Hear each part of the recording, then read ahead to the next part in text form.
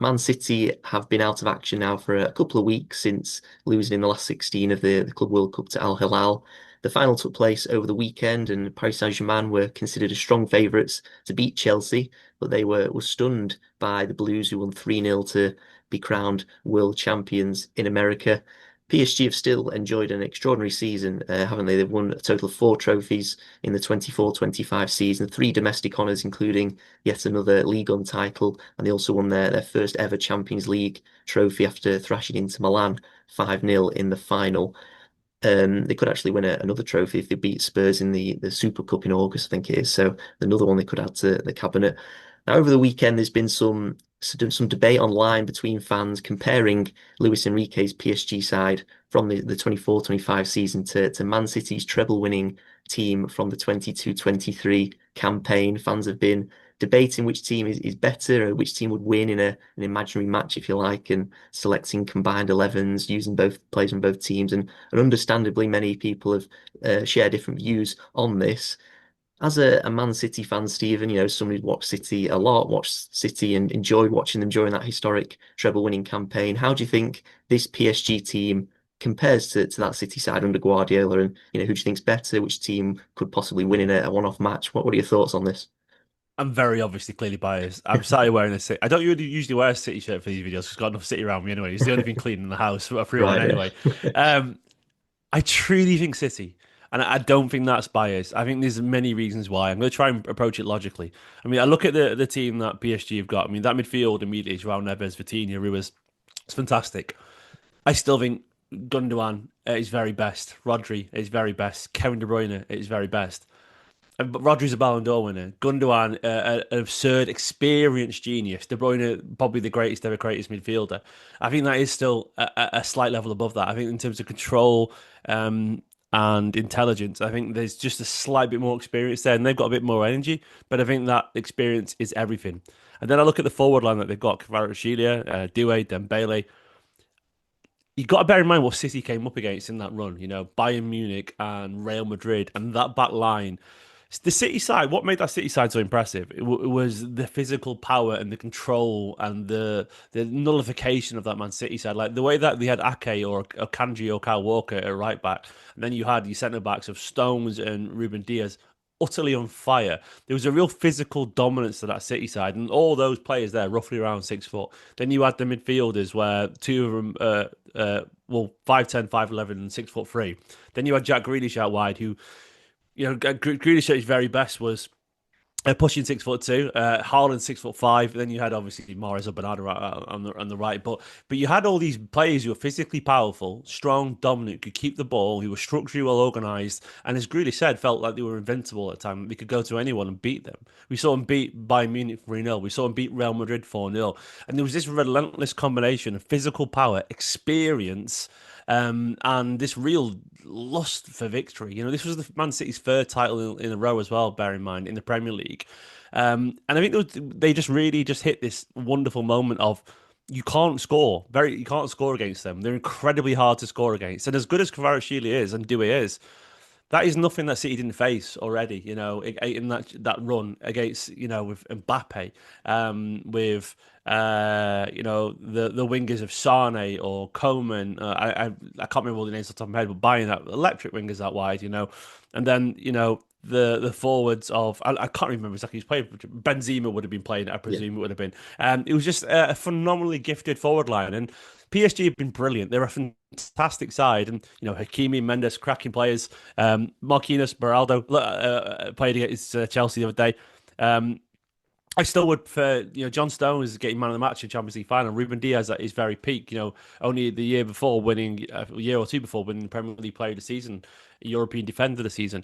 I think there was something about the City side that was just utterly primed to win, and they were on a relentless march towards the treble to win three in a row. That I think would have just about smothered the brilliance of this PSG side, because I think City played better sides on the way as well. And look, I'm not trying to downplay what they've achieved, but I do think the standards have dropped an awful lot actually in 2 years. I think, you know, I don't think Real Madrid are as good as they were. I don't think City were anywhere near. City were miles worse off. And I look at, what PSG achieved last season. Look, the Inter Milan side City beat in the final was miles better than the Inter Milan side that PSG beat in the final as well.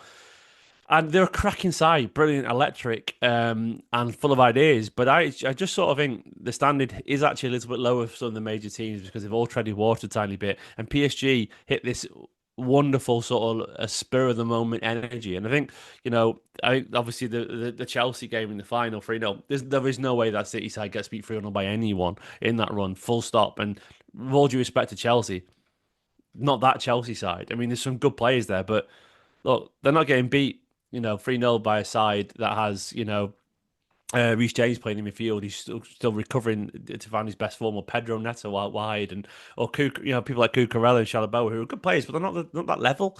City play much better than that, and I think it'll be a cracking game. But I do think City's experience and 3 years of it winning the league in a better side, I think City would just they would sort of they would control them a lot better than a lot of European sides have. And look, they're a brilliant side. And I don't think it'd be 3-4-0, but I think City would know how to handle them because they've handled all those aspects of that side, that season. Um, and I think City were unbelievable, in that Champions League campaign, and to be, the way that they beat as well, United in the final to win a treble as well in the FA Cup. They had big game after big game after big game. That Arsenal side were electric, by the way, that year, and City battered them at the Etihad 4-1. It was the most unbelievably aggressive, dominant display from that City side, and there was performances like that every single week towards running. And I truly don't believe anyone could have stood up to them. I think it would have been one of the toughest games that even the great Barcelona side have had because of the combination of technical ability, players at their peak, and the physicality of it, and the structure of it, and the organisation of it. I think that City side is actually vastly underrated, and I'm saying that as a City fan, I know, but it was just a perfect moment for that City side of control, power. There was a bit of nastiness as well when they needed to. You had cheat codes defensively in Kyle Walker with his pace. Ake, insanely reliable. John Stones getting man of the match, dribbling it more times than anyone in the final since Messi, from centre back. And then Haaland should have won a Ballon d'Or that year. Haaland was in absurd form. De Bruyne was playing through pain to score wonder goals, the Bernabeu, Rodri curling it in against Bayern with his left foot from 20 yards, Gundogan and a brace in the final. The team, you couldn't stop them. They were just electric. So that is my opinion. PSG come close, but I think the quality of PSG is more akin to the quality that City played that year on the route to Champions League final, as opposed to the quality of this season's Champions League run, which I think was actually quite low compared to a few years ago. Yeah, and of course, both these teams are exceptional teams on the day. If you were to just look at maybe the best lineups between these two teams, do you think any of the PSG players would get into Man City's team or vice versa? Sort of how close is that when you're naming a sort of combined 11, if you like? I mean, I think Kvaratskhelia on the left is almost certainly going to go in ahead of Grealish because he's sort of similar to Grealish, but with goals. And in terms of the way, not similar, but the way he holds himself, there's very Grealish sort of tone, but he's much more of a natural threat. Um, I don't think Dewey walks in as talented he is. I don't think he walks in over Bernardo Silva at his very best because Bernardo Silva is the peak Guardiola player in terms of intense structure and work rate. He makes you win games like that against. Look how good he was at against Real Madrid.